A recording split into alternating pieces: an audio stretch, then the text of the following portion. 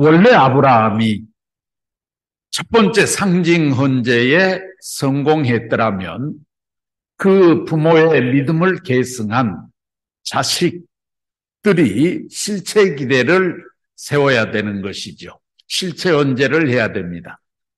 아브라함 가정의 아벨적 인물은 이삭이었죠. 그리고 그 이삭보다도 14년 전에 먼저 태어났던 이복형이 있죠. 그 사람이 이스마엘이라고 하는데, 이스마엘은 아버지는 똑같지만은 엄마가 이삭하고는 다르죠. 이스마엘은 하갈이라고 하는 아브라함의 몸종 가운데서 태어난 아들입니다.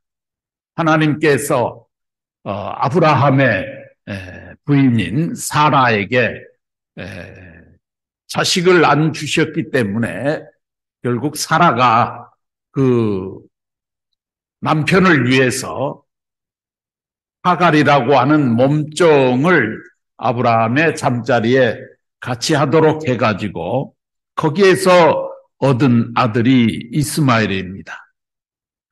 그런데 그로부터 14년이 지나서 하나님께서 이제 아브라함 가정에 이삭이라고 하는 이 적자 아들을 새롭게 축복해 주셨죠.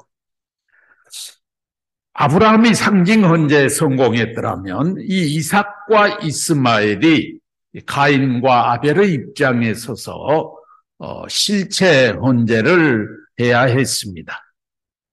그런데 아브라함이 처음에 상징 헌재에 실패했기 때문에 이제는 아브라함과 이삭이라고 하는 이 이대 두 존재가 하나로 묶어져 가지고 믿음의 기대를 세웠어요.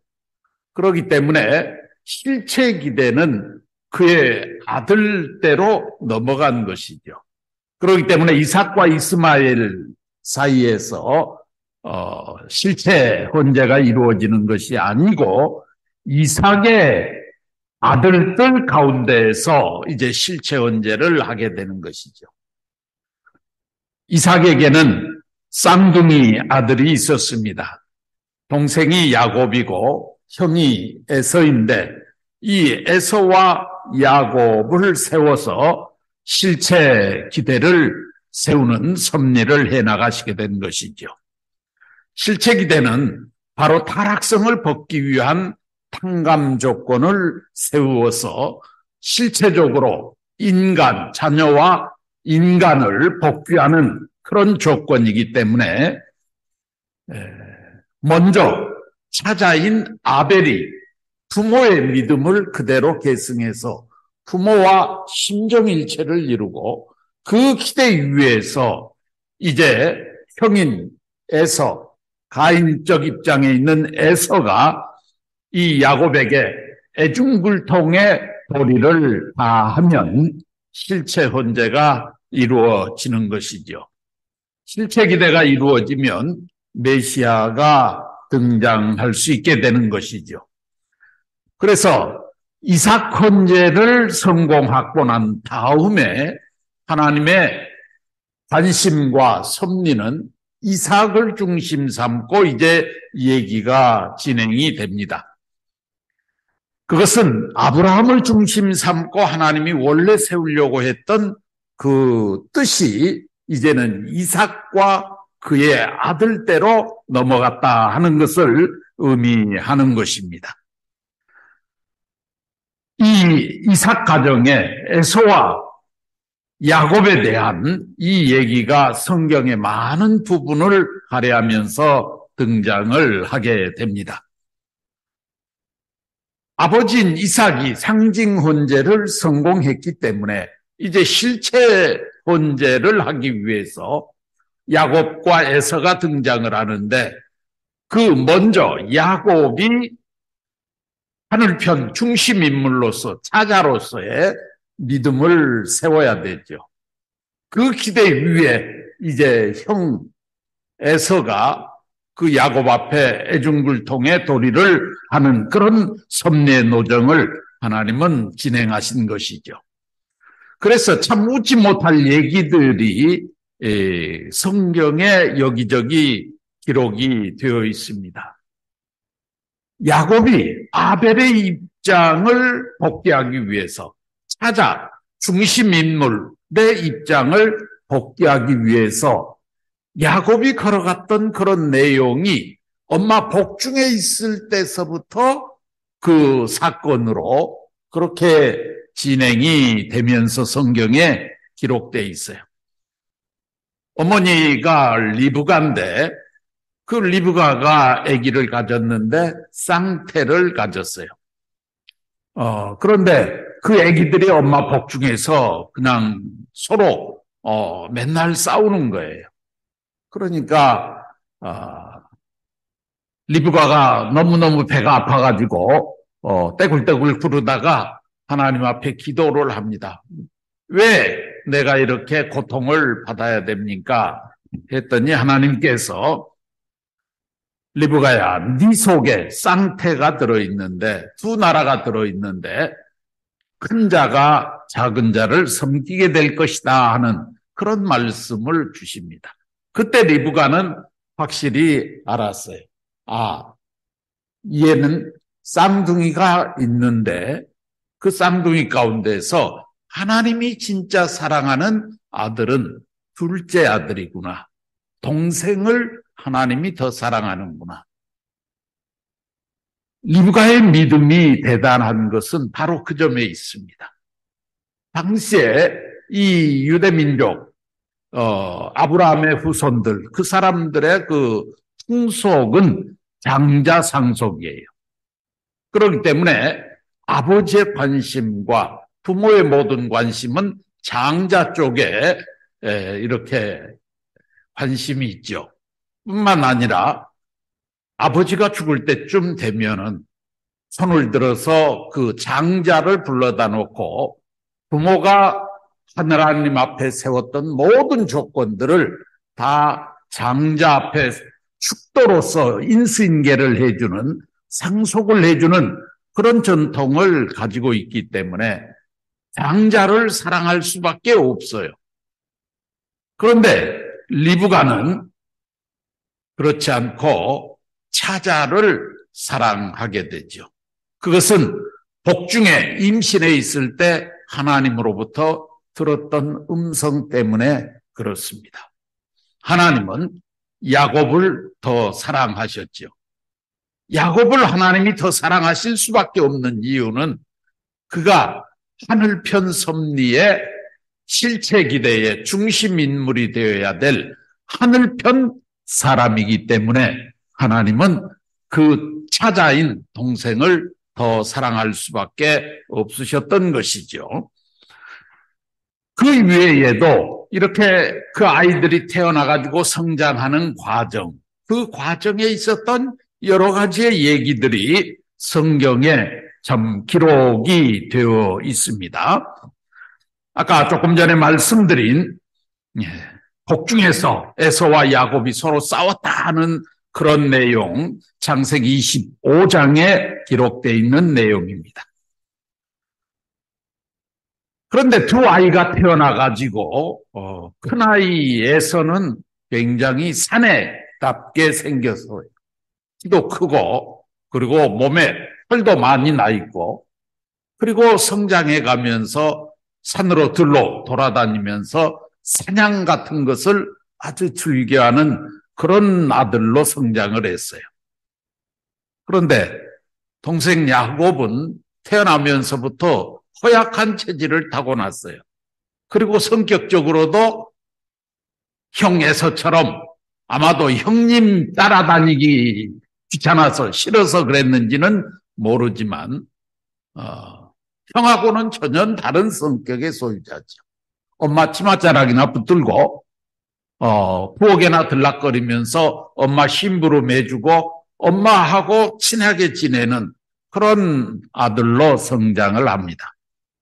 그런데 창세기 25장 34절에 보면은 재밌는 얘기가 하나 기록되어 있어요. 하루는 형 에서가 사냥을 갔는데 그날따라 아무것도 잡지를 못하고 하루 종일 배도 고프고 기진맥진해가지고 돌아옵니다. 그런데 동생 야곱이 문간에서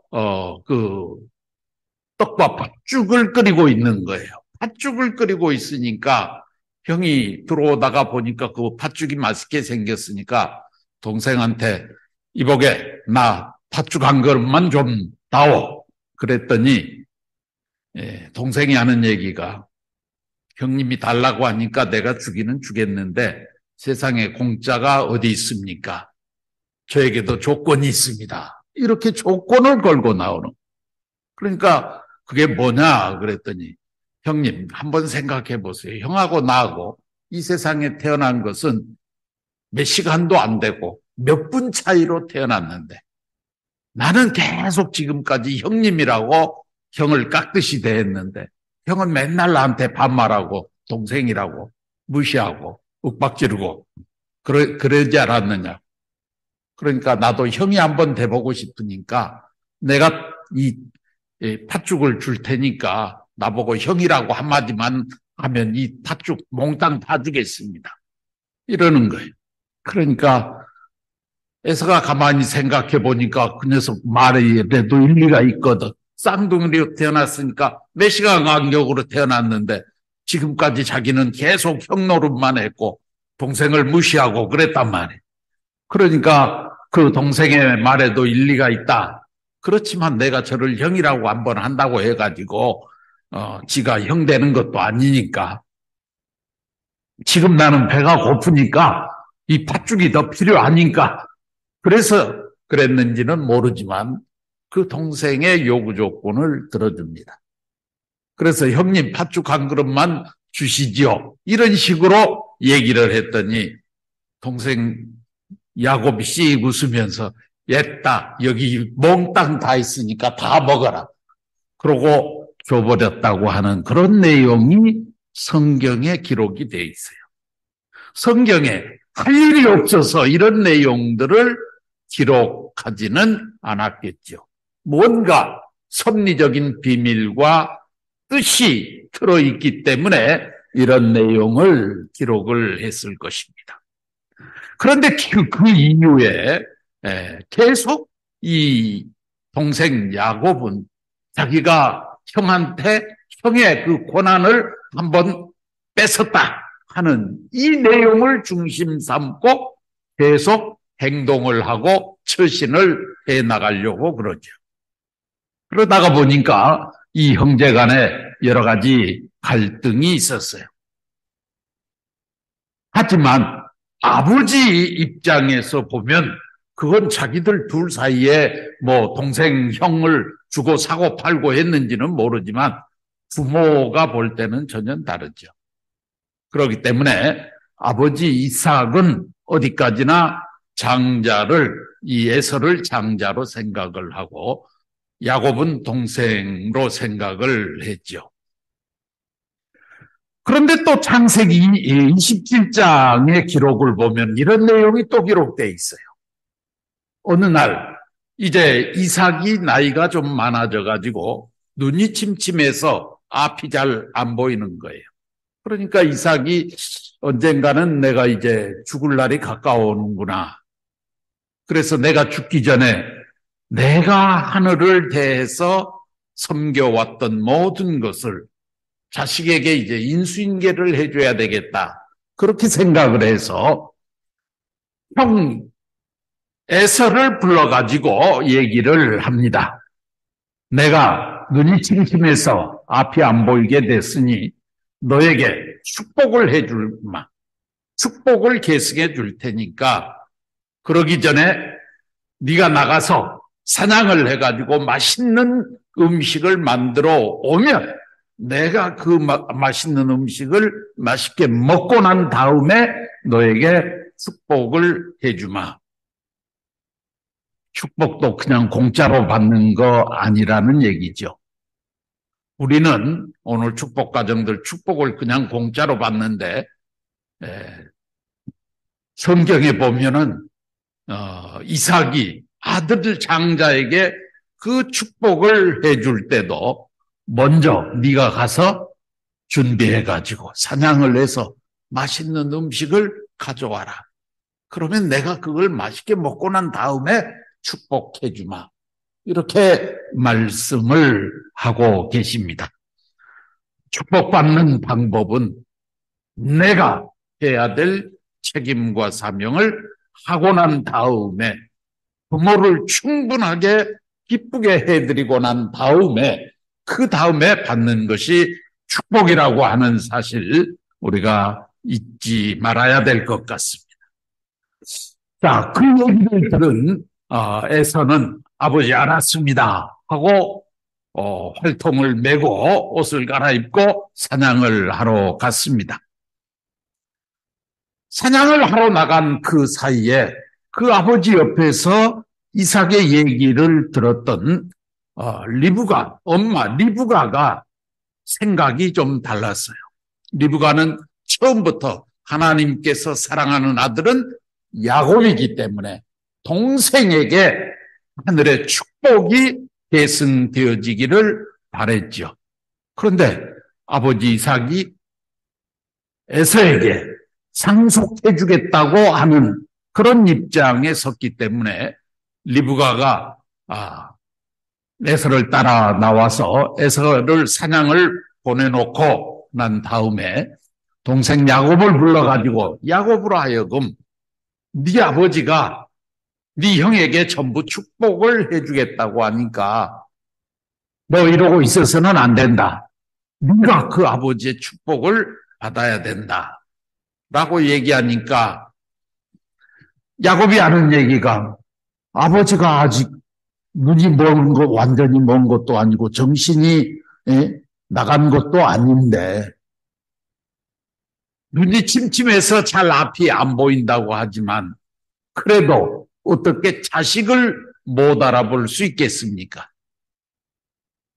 눈이 안 보인다고 하더라도 목소리를 들어보면 알 것이고 형은 몸에 털이 많은데 나는 털도 없으니까 그냥 손으로 만져봐도 알 것이고 형을 사칭해서 내가 축복을 받으러 들어갔다가 축복은 고사하고 저주를 받기 십상이니 저는 못합니다 라고 얘기했더니 어머니 리브가가 내가 시키는 대로 해라. 그러면서 야곱을 설득합니다. 평생을 남편을 모시고 살았으니까 남편이 좋아하는 음식을 왜 모르겠습니까? 양을 잡아가지고 리브가가 야곱이 좋아하는 이삭이 좋아하는 그 음식을 완전히 만들어가지고 음식을 가지고 들어가려고 하다가 말고 야곱을 또 불러가지고 하는 얘기가 만약에 아버지가 너를 만져볼지도 모른다. 그러니까 그것을 대비하기 위해서 이렇게 하자. 그래서 그 양을 잡을 때 양털을 형에다가 발라가지고 이 야곱의 이 양쪽 어깨에다가 좀 수북하게 이렇게 양털을 발랐어요. 에서는 털이 많으니까 이렇게 만져보면은 이삭이 바로 알 수 있겠기 때문에 그런 것까지 대비를 해가지고 들여보냈습니다. 야곱이 들어가서 아버지 제가 사냥을 해서 맛있는 음식을 만들어 왔으니 이걸 맛있게 잡수시고 나에게 축복해 주십시오. 그랬더니 이삭이 대번에 알아본 거죠. 목소리가 다른데 일부러 목소리를 걸걸하게 했지만 그래도 야 이놈아 너 야곱이 아니냐? 아닙니다. 저 에서입니다. 이렇게 목소리를 변형시켜가면서 아버지한테 얘기했더니 아버지가 고개를 갸우뚱하더니 그래? 그러면 이리 한번 와봐라. 내 아들 이삭은 털이 많으니까 내가 만져보면 날 것이다. 그런데 야곱의 어머니 리브가가 몸에 발라줬던 그 양털 때문에 손을 내미니까 털이 수북하게 있는 거예요. 그러니까 야곱이 이삭이 하는 얘기가 이상하다. 목소리를 들어보니 틀림없이 야곱인데 만져보니 그놈 에서와 같이 생겼구나.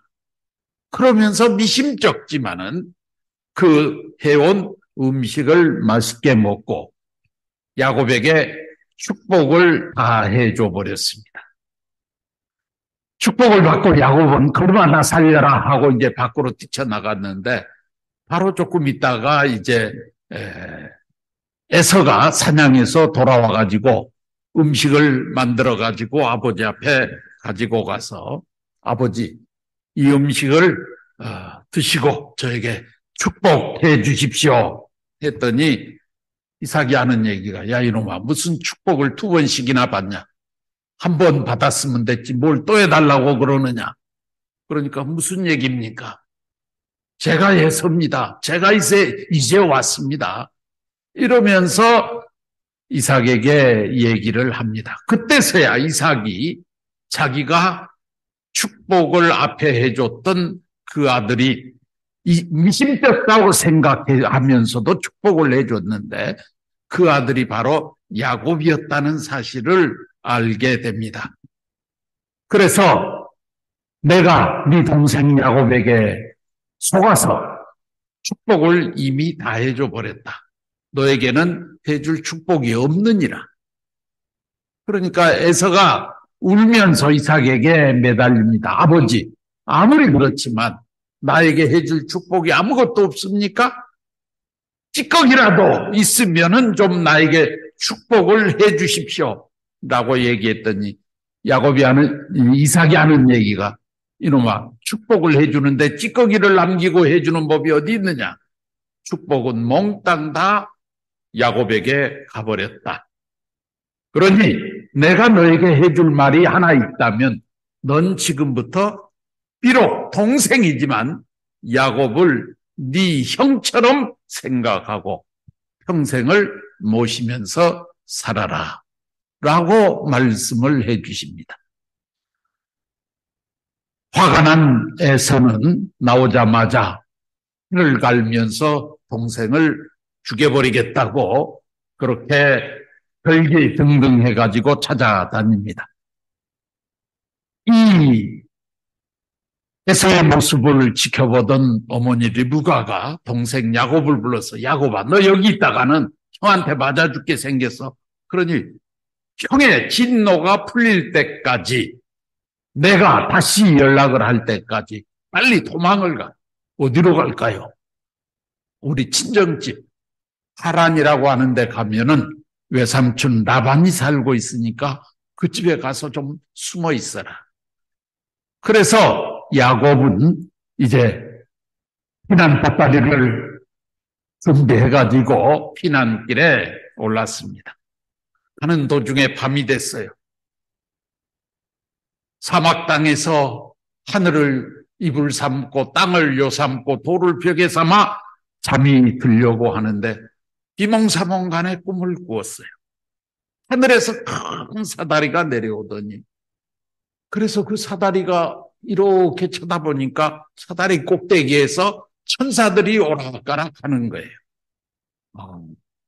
그 천사들이 있는 저곳에 하나님 여호와가 계시는구나.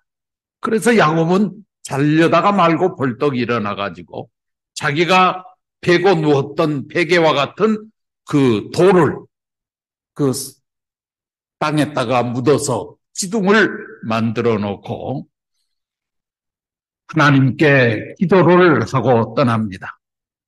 하나님, 제가 지금은 형의 미움을 받아서 쫓겨가는 신세지만 저를 불쌍히 여기시어서 내가 살아서 죽지 않고 다시 부모 형제의 집으로 돌아올 수 있는 길을 열어주시면 내가 가진 모든 소유의 10분의 1을 당신 것으로 바쳐드리겠나이다. 그 약속을 하면서 그 약속의 표대, 징표를 남기면서 그 땅 이름을 베델이라고 이름을 지었어요.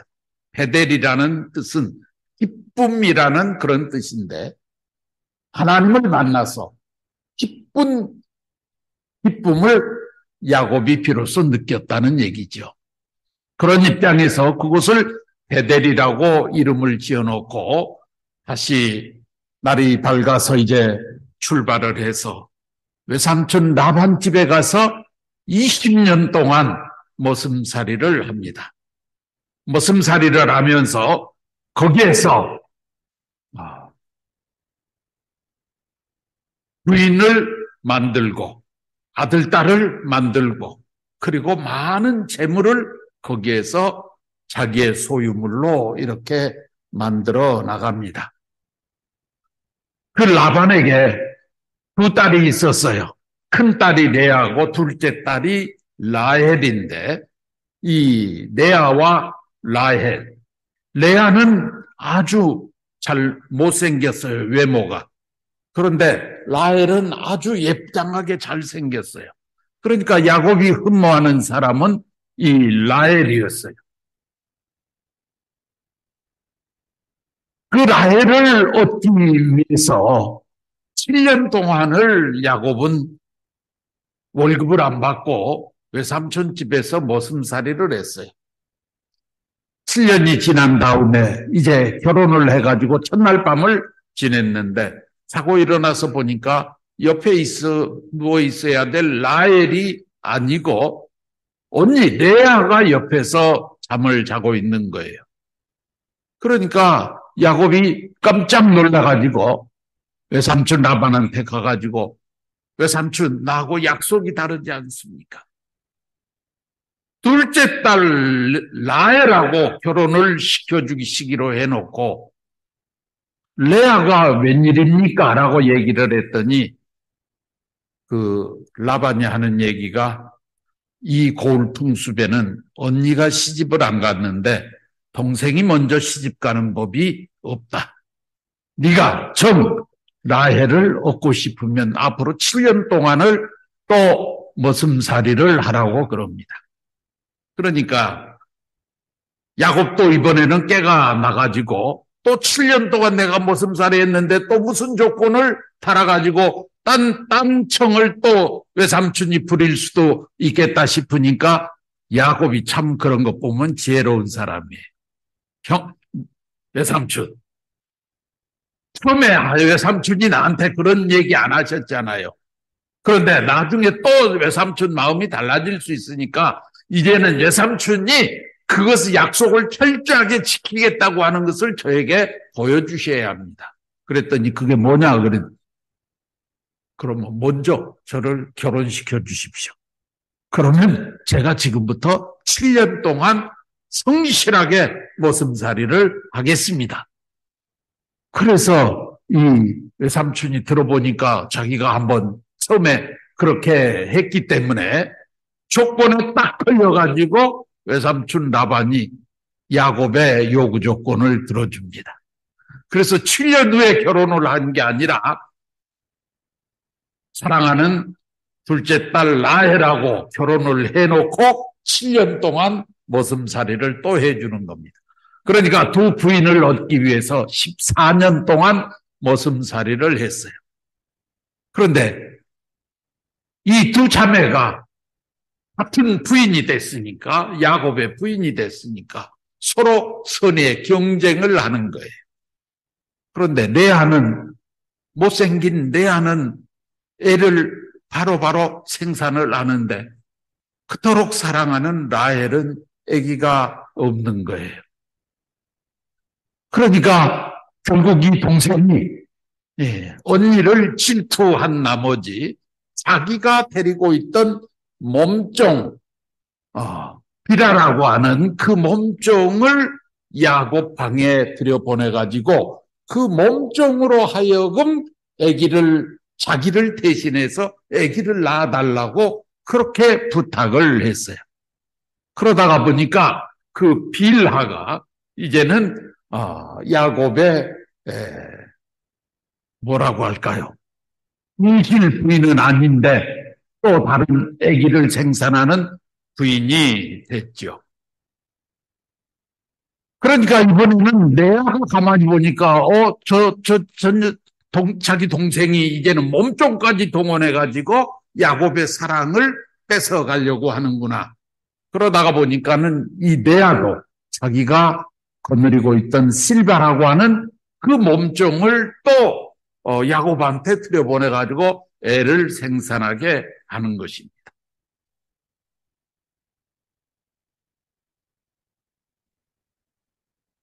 야곱으로부터 레아는 4명의 자식을 생산해서 데리고 있었어요. 그런데 빌하가 와서 2명의 애를 낳게 되고 그 다음에 실바가 와서 또 2명의 애를 낳게 되고 그리고 나서 또 레아가 2명의 자식을 또 낳게 되죠. 약 20년이 지나면서 야곱한테는 많은 자녀가 생겼어요. 10명의 자식이 생겼어요. 그런데 자식이 없는 쪽은 딱 라헬을 통해서 태어난 애가 없는 거예요. 라헬이 하나님 앞에 울부짖으며 기도합니다. 나중에 하나님께서 그 라헬의 간구함을 들어주십니다. 그래서 라헬의 태중을 열어주셨더니 거기에서 11번째로 태어난 아들이 요셉이라고 하는 아들이었어요. 그리고 나서 이제 20년 세월이 다 지났습니다. 14년 동안 모슴살이를 하면서 2 부인을 얻기 위해서 했는데 14년이 지나고 나니까 이제 가족들이 많이 생기니까 외삼촌 라반이 너도 가정이 생겼으니 이제는 네 분깃이 필요하지 않겠느냐 해가지고 야곱의 뭐라고 할까요? 월급도 아니지만은 열심히 외삼촌의 일을 도와주고 나서 자기의 재산을 가질 수 있는 조건을 만들어 주셨어요. 그 조건이 뭐였느냐 하면은 양들을 치는데 그 양 가운데에서 어쩌다가 가뭄에 콩나듯이 1마리씩 2마리씩 나오는 것이 뭐냐 그러면 얼룩얼룩한 양이 나오는 거예요. 보통 양들이 다 흰양인데 얼룩얼룩한 양이 가끔씩 가뭄에 콩나듯이 1마리씩 태어나는 거예요. 그러니까 외삼촌 라반이 그 얼룩양이 태어나면 그것을 앞으로 네 재산으로 해라. 그러니까 야곱이 얼마나 또 깨가 많은지 하늘 앞에 간절히 기도를 했더니 하늘로부터 천사로부터 가르침을 받았어요. 그래가지고 알게 됐어요. 양들이 새끼를 가질 때 발정을 하면 순양, 암양, 교미를 시켜야 되는데 그 교배를 할 때에 신풍나무 그 가지를 꺾어다가 양들이 물을 마시는 그 물 위에 이렇게 들고 흔들면은 요 그림자가 져가지고 그 물에 얼룩달룩한 그런 이런 그림자가 얼룩얼룩하는 그 상태에서 물을 마시면서 양들을 교미를 시키면 새끼가 얼룩양이 나온다 하는 것을 야곱이 알았어요. 그러니까 이제 양들을 치다가 교미를 시킬 때쯤 되면은 그리 데리고 가서 거기에서 신풍나무를 흔들면서 그렇게 해서 그 그림자가 진 그 물을 양들에게 먹이면서 교미를 시키는 거예요. 그러면 백발백중 이게 얼룩양이 나오는 거예요. 그러니까 갑자기 가뭄에 콩나듯이 1마리씩 나오던 이 얼룩양이 갑자기 많이 태어나고 흰양 숫자가 이제 점점 줄어드는 거예요.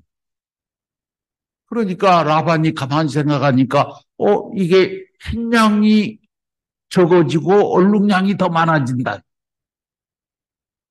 그렇게 되니까 외삼촌 라반이 야곱을 불러가지고 또 얘기하는 거예요. 야, 이제는 흰양이 나오면은 네 재산으로 하고 얼룩양이 나오면은 내 것으로 해라. 그러니까 야곱이 알았습니다. 그렇게 하겠습니다. 그러고는 양을 치러 나가서 그 다음에는 교배를 시킬 때 거기 가서 안 데리고 가고 그냥 일반 들판에서 교배를 시켜버리니까 또 신양이 다 나오는 거예요. 그러니까 또 라반이 가만히 생각하니까 신양이 또 많아지니까 흰양이 나오면 내 것으로 하고 얼룩양이 나오면 네 것으로 하라. 그래서 7년 동안에 자그만치 몇 번을 바꿔치기를 했느냐 그러면 10번을 바꿔치기를 했어. 그런데 야곱은 손해날 일이 없어. 얼룩양 나오게 하는 방법을 알고 흰양 나오게 하는 방법을 알고 있으니 야곱은 걱정할 게 없죠. 점점 가면서 야곱의 재산만 많아지게 되는 거죠. 그러다가 보니까 이 외삼촌 라반의 아들들이 있었는데 그 아들들이 가만히 보니까 자기 매형이기는 하지만은 그래도 빈손으로 와가지고 우리 집에 들어와가지고 그 누이를 다 차지해 가더니 이제는 아버지의 재산까지 몽땅 다 자기 거 만들려고 한다. 그러니까 저거 그냥 둬서는 안 되겠네. 제일 좋은 방법이 뭘까? 야곱만 없애버리면 된다. 야곱만 죽여버리면은 누나들도 다 그대로 있고 조카들도 다 그대로 있고 양들도 다 자기들 것 되니까 저 야곱만 없애버리면 좋겠다. 그래서 그 동생들이 고민을 하면서 야곱을 죽일 음모를 꾸미게 되는 것입니다. 그런데 이 사실을 누가 알았느냐 그러면 둘째 부인인 라헬이 알았어요. 들었어요. 그래가지고 라헬이 이제 야곱을 부추기는 거죠. 당신 여기 있으면 아무래도 죽을 것 같아. 그러니까 빨리 갑시다. 그런데 야곱은 끄떡도 안 하는 거예요. 그러니까 이번에는 특유의 눈물 전술을 사용해서 라헬이 뭐라고 그러냐 그러면 나는 당신 앞에 시집을 가서 이렇게 좋은 남편을 만나서 잘 살고 있는데 내 시집은 도대체 어떤 집인지 당신의 부모님들은 어떤 분인지 한 번도 만나본 적이 없으니 나를 사랑한다면 부모 형제가 있는 당신의 고향 땅으로 나를 데려가 달라고 하소연을 하는 거예요. 간곡하게 야곱한테 고향으로 돌아가자.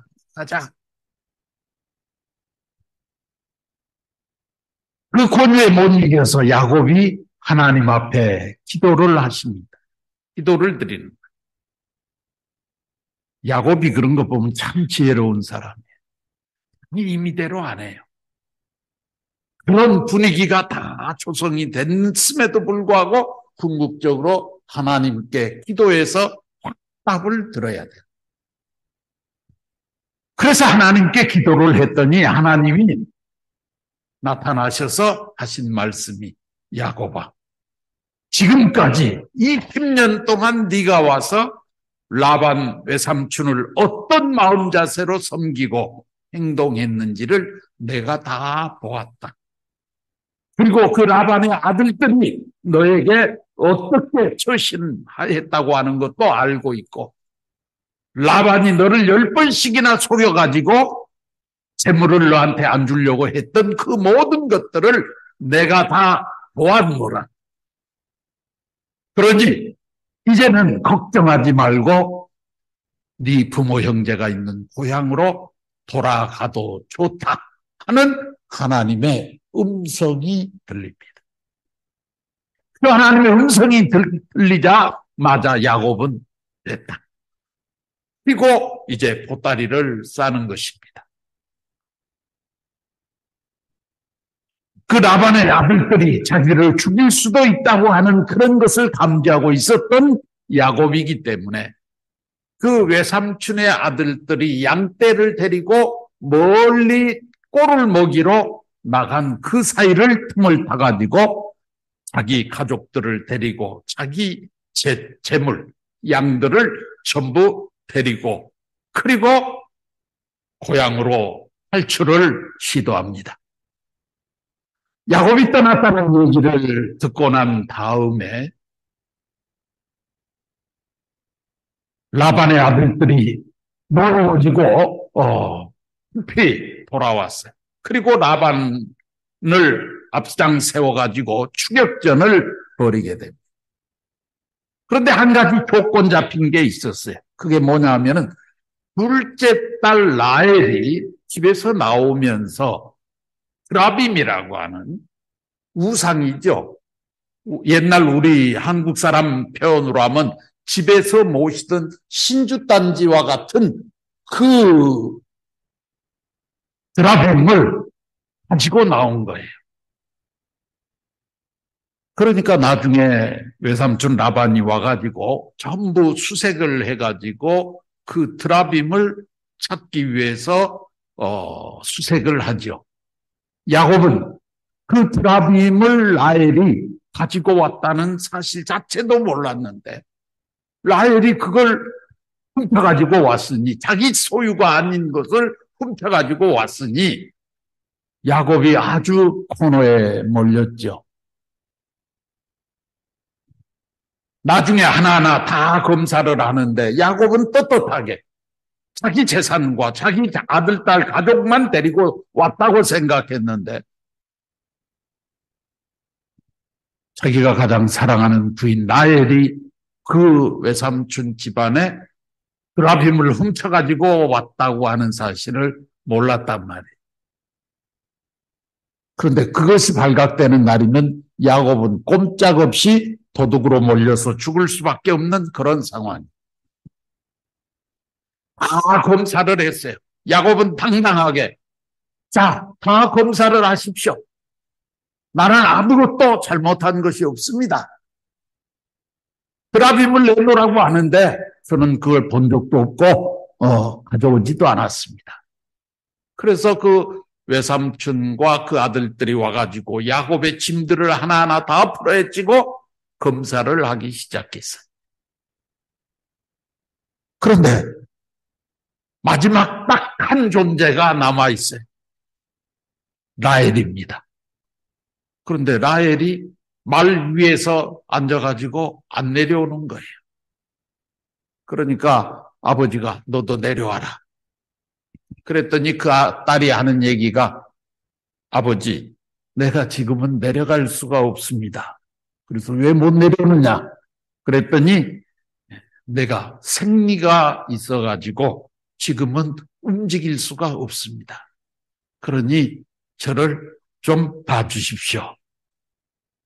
그 말 위에 앉아가지고 그 드라빔을 라헬이 자기 요 사타구니 속에다가 감춰놓고 말 위에서 딱 깔고 이렇게 앉아있는 거예요.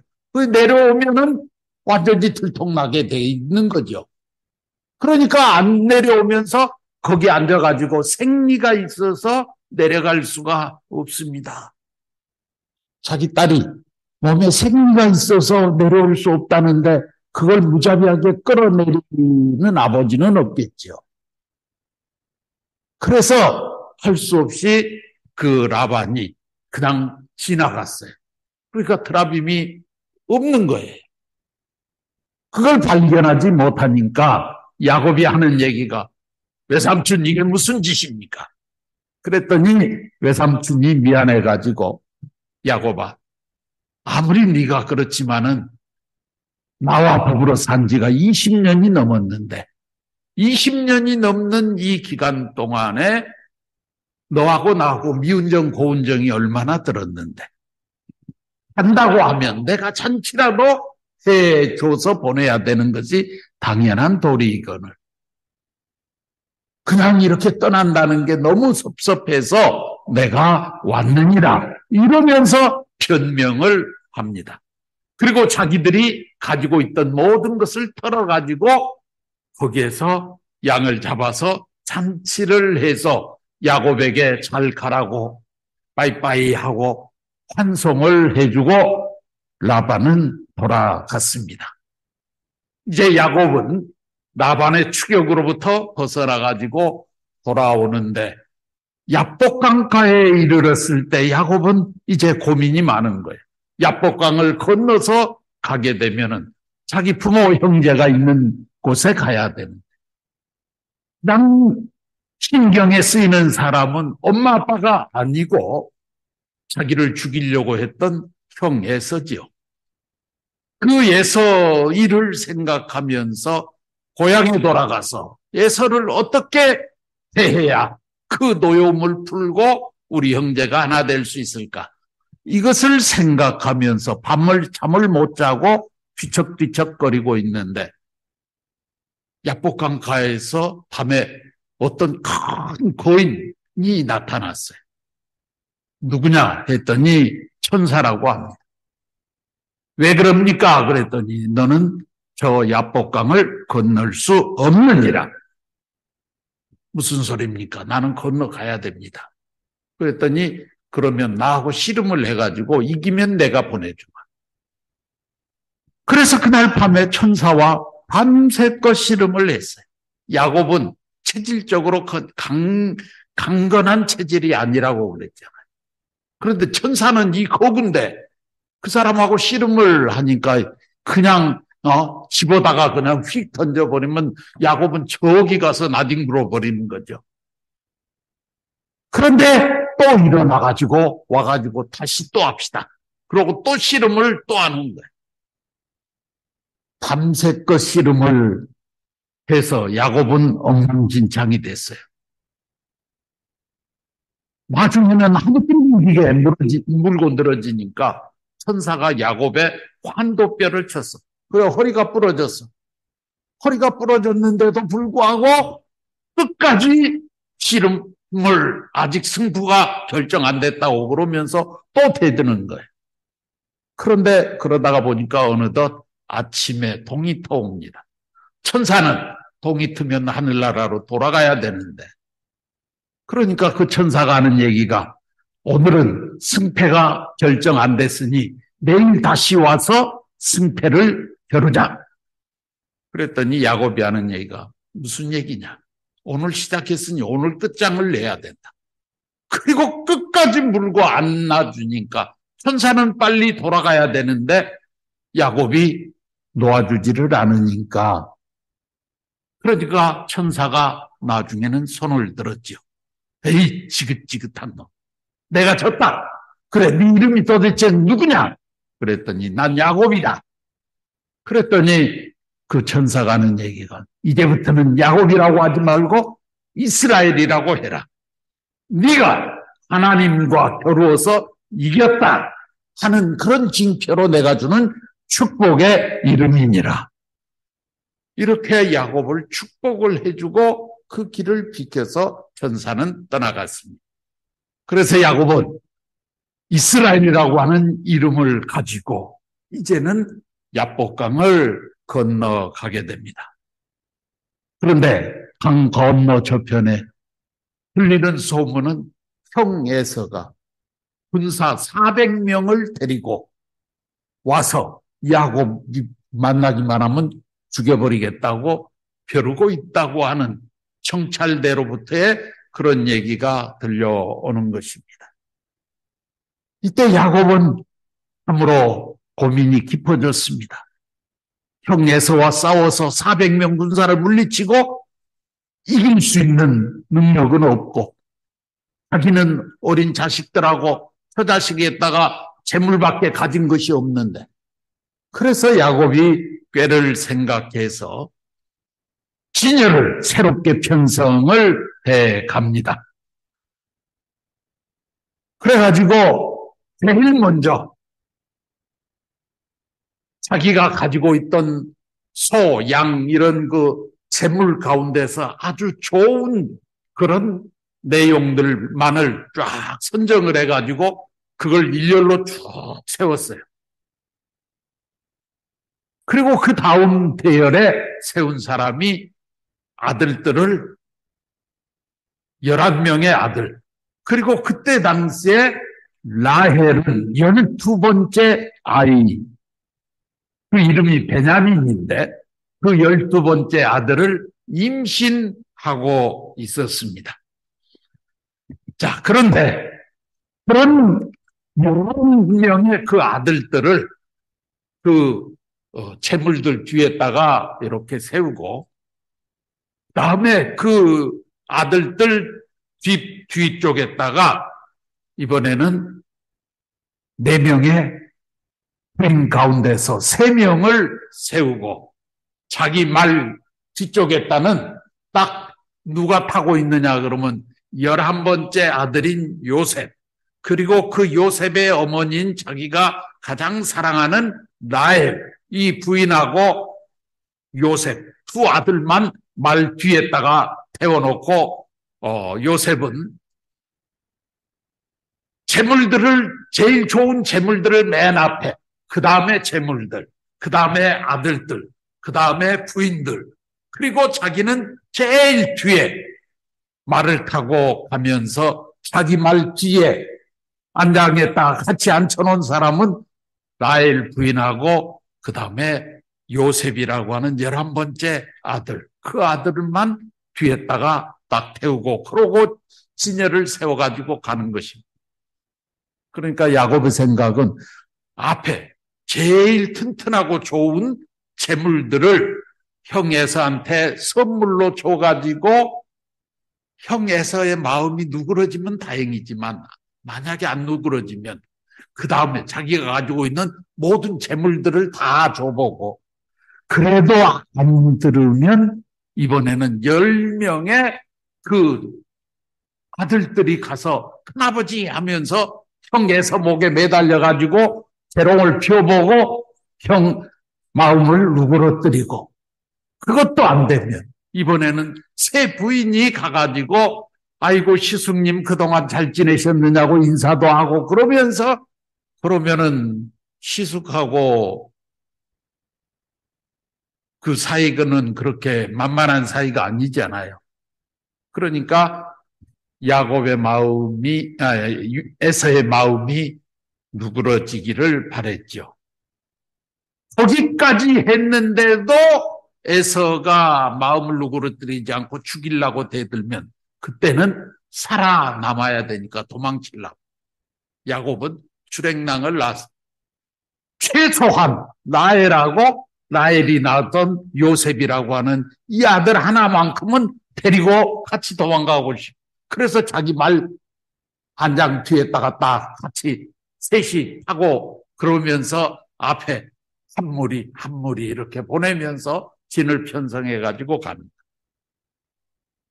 그런데 그 에서가 기다리고 있는 그 앞으로 쓱 지나가는데 너희들은 도대체 어떤 놈들이냐 하고 얘기하니까 그 종들이 야곱이 시킨 대로, 이것은 우리 주인 야곱 어른께서 형님 에서님을 만나면 드리기 위해서 가지고 가는 특별한 예물, 선물입니다.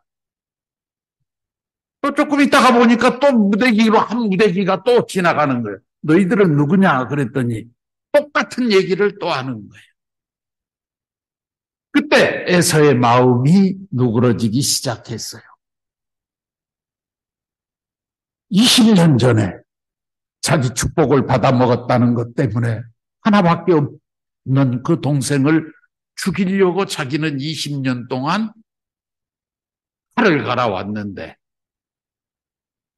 동생은 20년 동안 형을 깍듯이 대하면서 그 형님에게 드릴 예물이라고 하면서 그것을 보냈다라고 생각하니까 에서의 마음이, 동생은 도대체 어떻게 변했을까 하는 그런 생각도 들면서 마음이 조금씩 누그러지기 시작했죠. 자, 에서의 마음이 누그러지기 시작했다는 그런 정보를 뒤에서 전해드린 야곱이 이번에는 말을 달려서 제일 앞으로 달려나갑니다. 그래가지고 저 앞에 형이 서 있는데 바로 달려간 것이 아니고 말에서 내렸어요. 야곱이 말에서 내려가지고 7발자국을 걸어가서 땅바닥에 엎드려서 형님한테 큰 절을 하는 거예요. 그리고 일어나더니 또 7발자국을 걸어가더니 또 형님한테 큰 절을 하는 거예요. 그러면서 저 멀리 있는 형 에서 앞에 7발짝 하면서 큰 절을 해가면서 그렇게 가게 됩니다. 그럼과 동시에 있던 자기 아들들이, 야곱의 아들들이 몽땅 뛰어나가서 큰아버지 하면서 달려나갑니다. 에서는 자기도 모르는 사이에 그 달려오는 야곱과 그 조카들을 끌어안고 올싸앉는 그런 입장이 되어버린 것이죠. 야곱이 하는 얘기가 형 에서를 끌어안더니 형님 그동안 어떻게 지내셨습니까? 오늘 형을 보니까 하나님을 본 것 같습니다. 그러면서 보고 싶었다고 하면서 형이라고 깍듯이 애우를 하면서 끌어안고 우는 그 동생의 그 행동과 말을 들으면서 에서가 통곡을 안 할 수 없었어요. 그래서 기적같이 두 형제가 21년 만에 부둥켜 안고 상봉하는 그 장면이 성경에 나오는 것이죠. 에서와 야곱이 정말 가인 아벨로서 하나 되지 못했던 역사적인 상감 조건을 세우면서 두 형제가 완전히 하나 되는 그런 입장이 되었습니다. 그때 야곱이 하는 얘기가 형님, 부모님은 어떻게 되셨습니까? 부모님 잘 계셔. 빨리 가자. 부모님 뵈러 가자. 그랬더니 야곱이 또 얼마나 지혜로운지요. 형님, 저는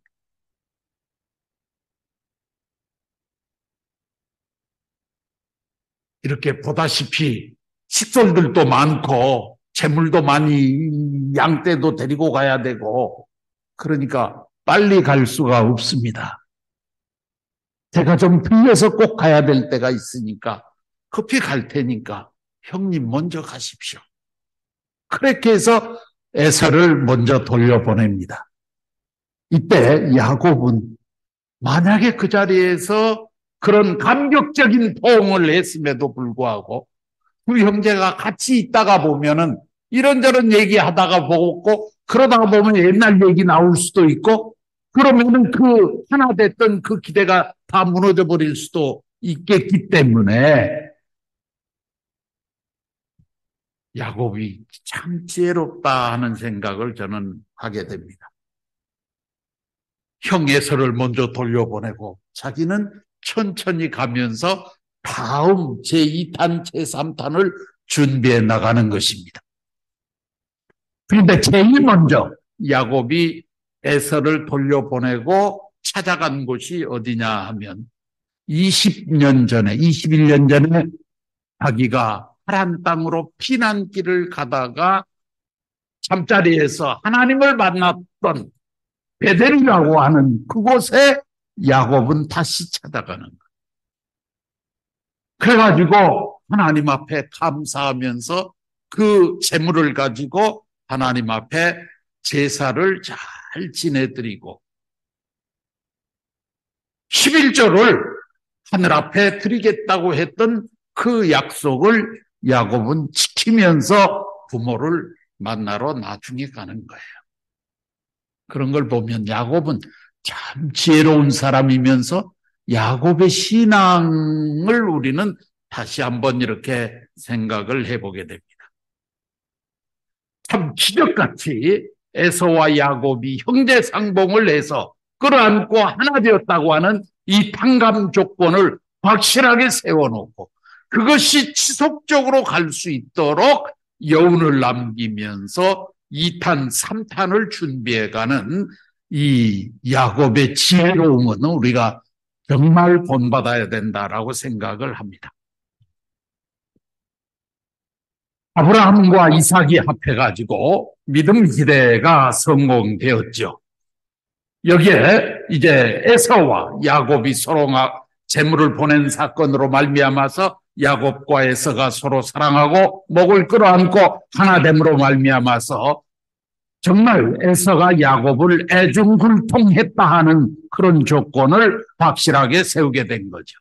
타락성을 복귀한 탕감 조건이 세워졌기 때문에 바로 실체 기대가 성공한 것입니다. 실체 기대가 성공했으니 메시아가 찾아올 수 있는 기대가 완성된 것입니다. 그렇기 때문에 4천년 만에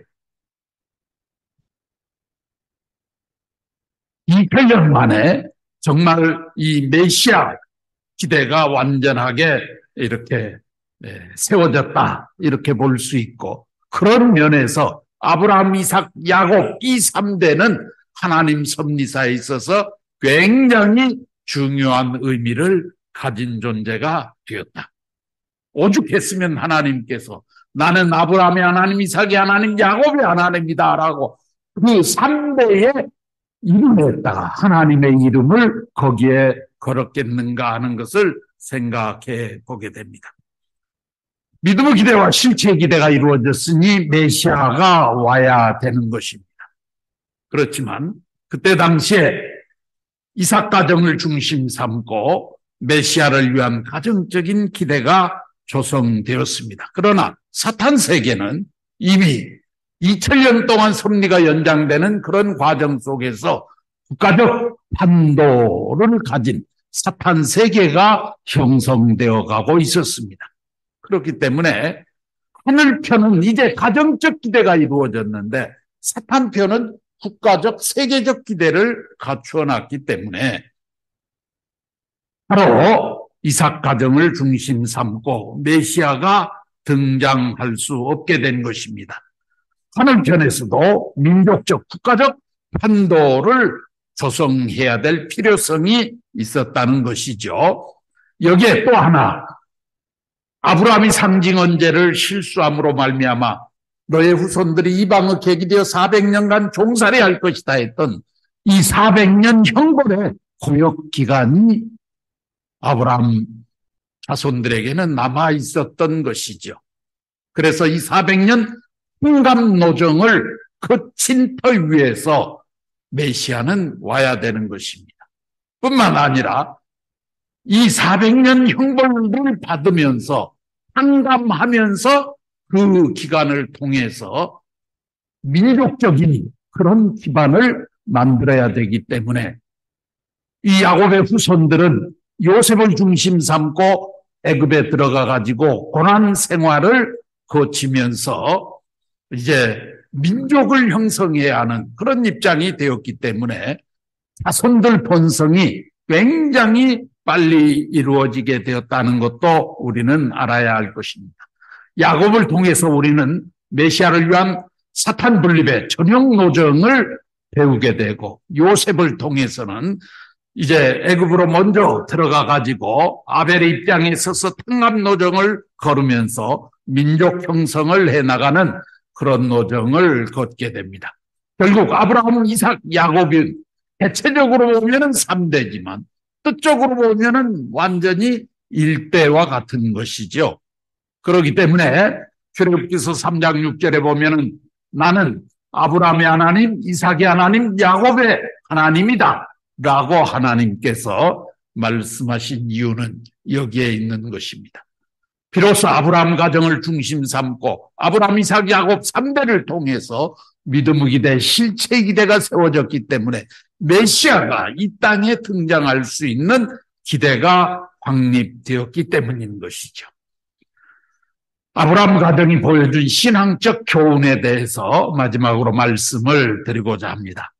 하나님의 뜻 성사는 하나님의 책임 분담과 인간의 책임 분담이 합해졌을 때 이루어진다 하는 것, 우리가 앞에서도 배웠던 얘기입니다. 인간에 대한 예정은 어디까지나 상대적이다. 뜻에 대한 예정은 절대적이지만 인간은 자기 책임 분담 완수라고 하는 것이기 때문에 상대적으로 예정하신다. 그리고 인간이 책임 분담을 완수하지 못하면 뜻은 연장되고 보다 가중된 탕감 조건을 세워야 한다는 것을 아브라함의 상징 언제, 이삭 언제를 통해서 우리에게 적나라하게 보여주셨던 것이죠. 그렇기 때문에 책임 분담이라고 하는 것이 얼마나 소중한가. 그 책임 분담을 하지 못할 때는 뜻은 연장되고 보다 가중된 탕감 조건을 세워야 하기 때문에 뜻을 책임진 사람들은 책임 분담을 반드시 완수하지 않으면 안 된다고 하는 그 당위성을 우리는 갖게 됩니다. 그리고 재물을 반드시 쪼개야 된다. 아브라함이 비둘기가 작다고 해서 그것을 소홀하게 여겨서 쪼개지 않았기 때문에 역사를 망쳐버렸던 그런 내용들을 우리는 교훈 삼아야 될 것입니다. 따라서 우리 자신들도 언제나 선악으로 분립하는 이런 생활을 해야 되지. 참부모님께서는 성령을 주시고 성초를 우리들에게 주셔서 분별하는 그런 삶을 살도록 분립하는 생활에 본을 보여주셨죠. 시간을 분립해야 됩니다. 재물도 분립해야 됩니다. 자녀들도 분립해야 됩니다. 참부모님 말씀에 의하면 시간을 쪼개는 것이 무엇이냐. 이게 성의를 지키고 예배를 소중하게 생각하는 것이다. 예배를 드리지 않는 사람은 시간을 쪼개서 분립하는 생활을 하지 않는 사람이기 때문에 하늘이 주관할 수 있는 사람이 못 된다는 거예요. 재물도 쪼개야 되죠. 11조가 바로 그 의미인 것이죠. 심지어는 참 부모님께서는 자녀들도 여러 사람이 있으면 그 가운데 한 명은 적어도 하나님의 일을 직접적으로 하는 목회랄지 공직자로서 살게끔 해야 된다 하는 말씀도 주셨던 것을 우리는 기억합니다. 분립하는 생활, 이것이 우리가 하늘편으로 나아가는 첫 번째 조건이다 하는 것을 꼭 기억해야 되겠습니다. 그 다음에 재물을 드릴 때 작은 것도 소홀히 해서는 안 된다. 특히나 성일 예배를 지키는 것, 11조라고 하는 것은 내 전체적인 시간과 재물 입장에서 보면 지극히 작은 것이지만 그것이 하늘이 대할 수 있는 조건이기 때문에 더 소중하게 생각하고 귀하게 생각해야 된다. 그래서 작은 것이라고 해서 소홀하게 생각하는 것은 우리의 신앙을 망쳐버리는 하나의 계기가 된다는 것이죠. 아브라함이 비둘기 작다고 해서 소홀하게 생각하다가 완전히 역사가 송두리째 망쳐져 버릴 수밖에 없는 그런 상황으로 내몰렸던 교훈을 우리는 알아야 되는 것이죠. 마지막으로 하늘 가는 길이 어떤 것이냐 하는 것을 우리에게 이 아브라함 가정에서 적나라하게 보여주고 있어요. 절대 신앙이 뭐냐? 참 부모님께서 우리에게 말씀하신 절대 신앙이 뭐냐? 이것을 아브라함 가정은 잘 보여주고 있습니다. 아브라함은 하나님 앞에 절대 충성했지. 자기가 가장 소중하게 생각하는 아들 이삭까지도 잡아서 하나님 앞에 드려야 되겠다고 하는 그런 그 아브라함의 절대 충성심, 이것은 우리가 신앙적으로 교훈 받아야 될 것입니다. 이삭도 마찬가지지요. 이삭의 절대 신앙은 순종하는 거예요. 그래서 아버님께서는 순종은 제사보다 낫다라고 하시는 거예요. 절대 복종이라고 하는 말씀을 하시면서 순종보다 더한 것이 복종이다라고 말씀을 하십니다. 이삭은 아버지의 그 이삭 번제를 드리려고 하는 그 아버지 앞에서조차도 아버지의 뜻에 순종할 수 있었다. 이삭의 신앙, 절대 순종하는 신앙의 본을 보여주었던 것이죠. 야곱이라고 하는 사람을 통해서 우리가 교훈받을 수 있는 것은 사탄을 굴복시키는 방법론이에요. 여러 차례 얘기했지만 야곱은 참 지혜가 많아요. 그래서 아버님께서는 뭐라고 말씀하시냐 그러면 왜 야곱이 야곱인 줄 아느냐? 야, 그놈 봐라. 야, 그놈 봐라. 그래서 야곱이래요. 성경에는 야곱은 형 에서의 발뒤꿈치를 잡고 나왔다. 그래서 야곱이라고 이름을 지었다고 성경은 그렇게 돼 있는데 아버님께서는 야곱을 야, 그놈 봐라. 정말 지혜로운 존재다 그 말이에요. 그런데 그 지혜는 어디서 나왔을까? 지혜는 하나님으로부터 나오는 거죠. 그렇기 때문에 참 부모님, 참 아버님께서 굉장히 지혜롭게 일을 해 나오셨던 것도 하나님과 하나 되어 있고 절대 신앙을 하기 때문에 그런 것이죠. 야곱의 절대 신앙의 출발점은 지혜예요. 그 지혜는 하나님을 절대 중심하고 하나님의 명령과 뜻에 따라 움직이는 그런 인물. 하란에서 라반의 아들들이 자기를 죽이려고 한다는 쑥덕거리는 소리를 들으면서도 하나님의 허락이 떨어질 때까지는 요지부동한 그런 그 야곱의 지혜.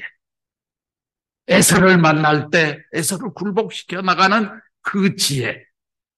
둘이 하나 돼가지고도 에서를 먼저 돌려보내고 자기는 하나님 앞에 세워야 될 조건 그리고 2탄, 3탄을 준비하면서 고향 땅에 돌아가서 에서와 부딪히지 않고 살아갈 수 있는 그런 내용들을 준비하는 야곱의 지혜. 야곱은 정말 꾀가 많은 사람이고 지혜로운 사람이었어요. 그리고 고생을 두려워하지 않았던 사람. 라반이 10번씩이나 속이는데 성질 내지 않고 묵묵히 자기 할 일만 해나가는 그런 야곱의 수고, 고생. 그리고 에서를 사랑하는 마음. 사탄을 굴복시키는 3대 요인. 지혜, 고생, 사랑. 이것이 사탄 굴복의 전형적인 그런 하나의 방법이다. 요셉은 부모에 대한 효성과 용서의 생활을 잘 했던 사람이죠.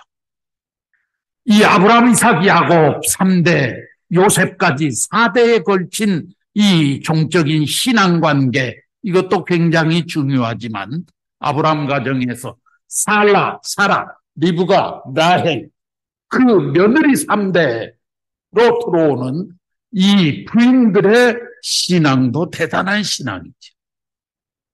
철저하게 중심과 하나 되는 절대 신앙을 해온 부인들입니다. 그렇기 때문에 종적 3대, 횡적 3대가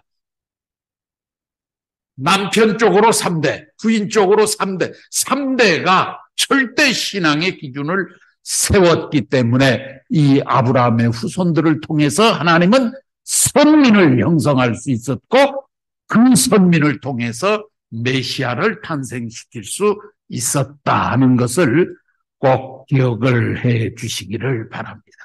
우리가 아브라함 가정의 이 교훈을 굉장히 많이 이것 말고도 저는 가장 중요한 포인트만 지금 교훈적인 내용을 설명했는데 성경에 나오는 이 아브라함, 이삭, 야곱, 요셉 이 4대에 걸친 이 행적을 통해서 우리가 신앙적으로 교훈받을 수 있는 내용들이 너무나도 많다고 하는 것을 우리 식구님들이 이해하시고 꼭 이 창세기 전체에 대한 성경은 구체적으로 우리 식구님들이 다 누구라도 꼭 읽어보시고 교훈 삼아야 될 그런 내용들을 마음에 깊이 새겼으면 좋겠습니다. 자, 오늘 여기까지 해서 아브라함 가정을 중심한 복귀 섭리의 강의를 모두 마치고 2022년도에 수요 예배도 다 마치고